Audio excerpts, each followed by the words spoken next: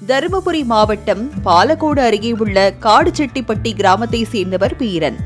விவசாயியான இவர் கிணற்று நீர் பாசனம் மூலம் மிளகாய், தக்காளி, கத்திரி போன்ற பயிர்களை சாகுபடி செய்து வருகிறார். விவசாயி பீரன் தற்போது ஒரு ஹெக்டரில் லாங் சில்லி, புல்லட் சில்லி, குண்டு சில்லி போன்ற மிளகாய் ரகங்களையும் பயிரிட்டுள்ளார்.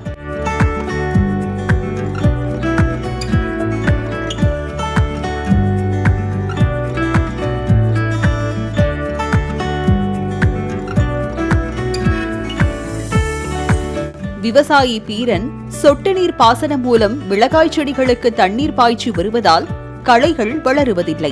உரங்களும் சொட்டு நீர் பாசனம் மூலமாகவே செடிகளுக்கு தெளிக்கப்படுவதால் இவருக்கு ஆட்கூலி மிச்சமாகிறது.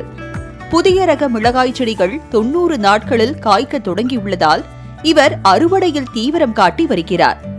வாரத்திற்கு 2 முறை அறுவடை செய்வதன் மூலம் ஏக்கர் ஒன்றுக்கு 1 டன் மிளகாய் கிடைப்பதாக விவசாயி பீரன் கூறுகிறார்.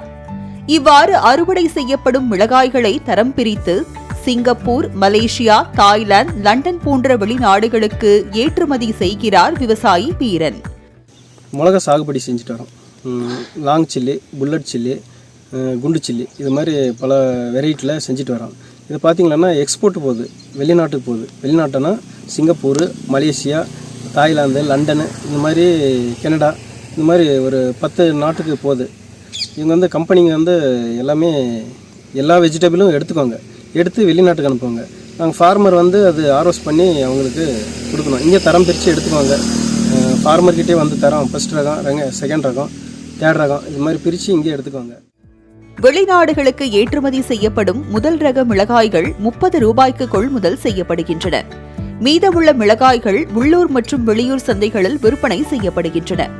10 மாதங்களுக்கு காய்க்கும் மிளகாய் செடிகளை பயிரிட்டதன் மூலம் விவசாயி பீரன் பல லட்சம் ரூபாய் வருமானம் ஈட்டி வருகிறார்.